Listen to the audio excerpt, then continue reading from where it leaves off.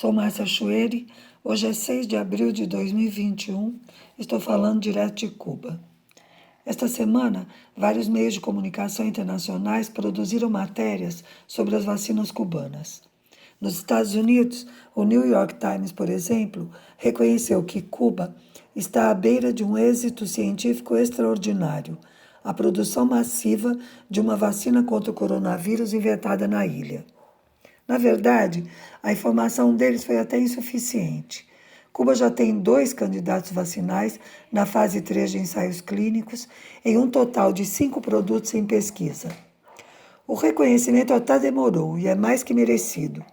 Enquanto os países em desenvolvimento tentavam disputar, sem muito sucesso, com os países ricos as vacinas produzidas pelos grandes laboratórios transnacionais, Cuba é o único país da América Latina que investiu em seus próprios candidatos.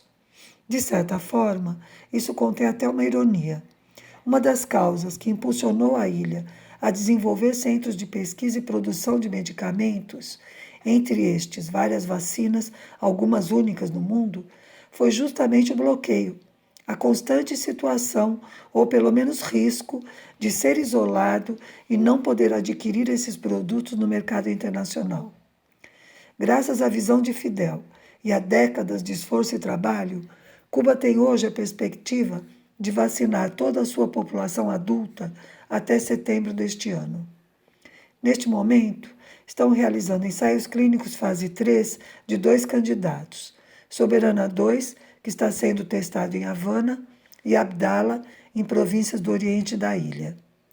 Os ensaios de fase 3 avaliam a eficácia do candidato vacinal, ou seja, quanto este consegue evitar que as pessoas desenvolvam a doença.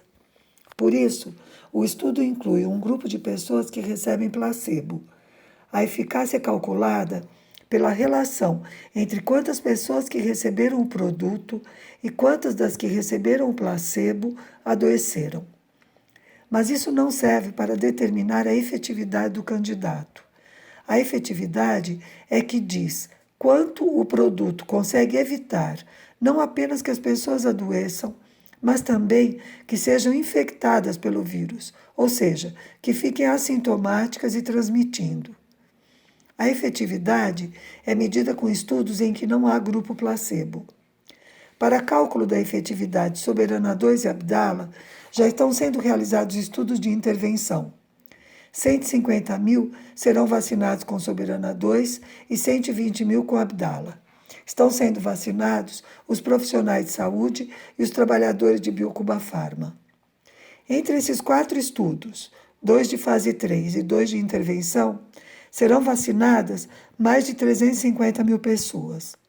Isso é resultado de trabalho conjunto dos centros de pesquisa, Centro de Controle de Ensaios, Ministério da Saúde e Indústria Biofarmacêutica, e supõe um enorme investimento em logística, produção, cadeia de frio, formação de pessoal, transporte, etc. Também já está sendo preparado um amplo estudo de intervenção ainda no primeiro semestre com a população de Havana, que é a província mais afetada pela Covid-19.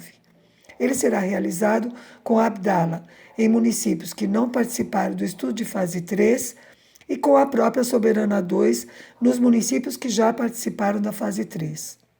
Ou seja, as 2 vacinas serão testadas simultaneamente em Havana, mas os estudos estarão perfeitamente separados para permitir, inclusive, uma comparação de efetividade entre os 2 produtos. Ter desenvolvido mais de um candidato é uma estratégia que atende a vários objetivos. Em primeiro lugar, não desperdiçar tempo. Escolher um descartando os demais poderia significar um atraso posterior se o escolhido não atendesse às expectativas. Além disso, com o surgimento das novas cepas do vírus, é importante ter outras possibilidades de desenvolvimento de novos produtos. E há também uma questão econômica e de logística. Os produtos utilizam insumos diferentes e são produzidos em locais diversos. Produzi-los e aplicá-los simultaneamente otimiza o uso dos recursos.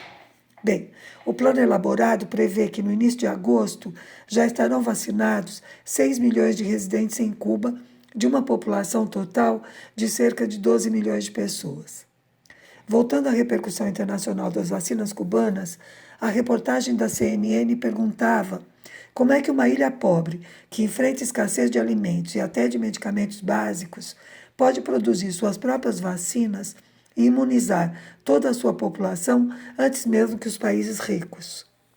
E o Washington Post responde em sua reportagem: investimentos em educação e saúde plantaram as sementes do que hoje é um dispositivo biotecnológico incomumente sofisticado para um pequeno país em desenvolvimento, com pelo menos 31 empresas de pesquisa e 62 fábricas com mais de 20 mil trabalhadores.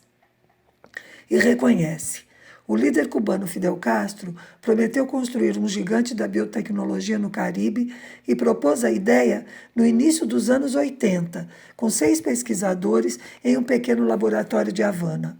40 anos depois, a nação comunista pode estar à beira de um avanço singular, tornar-se o menor país do mundo a desenvolver não apenas uma, mas várias vacinas contra o coronavírus. Aqui acaba a citação. Com essa incrível realização, Cuba desfaz vários mitos. Por exemplo, demonstra que taxas altas de analfabetismo, falta de saúde e o baixo desenvolvimento dos países pobres não são fruto do destino. São resultado da relação entre estes e os países ricos, que lhes impõem um papel subalterno nas relações internacionais.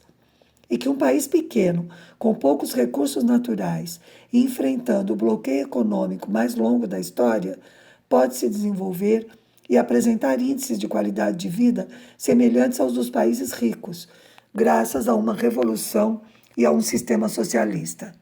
Para finalizar, um lembrete importante.